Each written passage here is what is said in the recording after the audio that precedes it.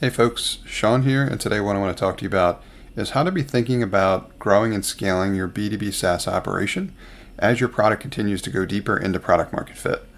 Now, I talk a lot about the early stage of figuring out the problem that you're going to be solving, how you're going to be solving it. But once you start to gain some of that traction, and I've got a product that's in that phase at the moment, you want to be thinking about how you want to scale that operation from the perspective of A, what it is that you want to be doing, and B, essentially what it is that you don't. Now, as you continue to grow and scale, there's going to be more demand on each of the respective areas that it's going to be required in order to continue to maintain your operation. And that could be anything from sales, support, marketing, engineering, etc., and management, which is probably what you're doing most of the time at the moment.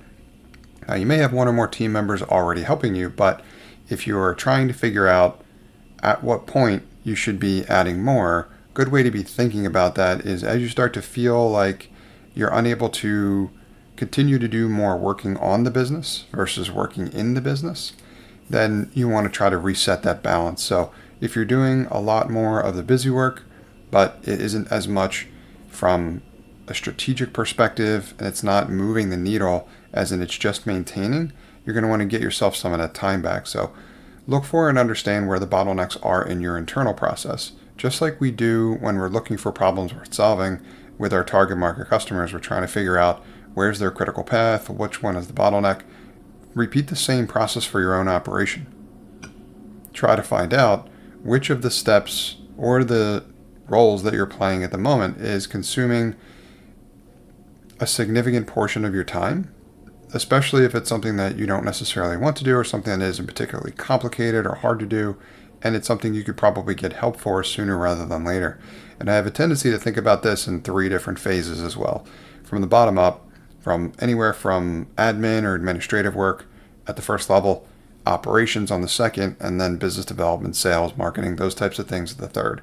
From the lowest level to the highest level, for me, historically, has been the opportunity to be able to delegate those rather successfully with less effort. Now, your mileage may vary, of course, but that's typically how I think about it. So some of the stuff on the earlier side that I look to do, for example, as my B2B SaaS product starts growing and scaling,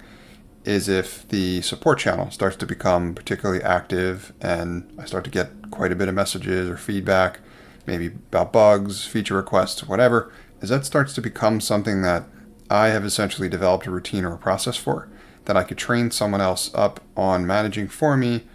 perhaps even part-time in the beginning. That might be something I look for sooner rather than later. To give myself that time back, I want to make sure that I develop the process or the procedure that I want someone to follow to make sure that I'm still maintaining the insight that's coming in from that channel because it's still valuable information. But a number of the steps or the majority of the time I don't necessarily need to do myself. So I'm going to look for somebody that can help me with that. And then you'll want to continue to repeat this process as you're growing and scaling to make sure that you're maintaining a good balance of that opportunity for you to work in the business versus the opportunity for you to work on the business.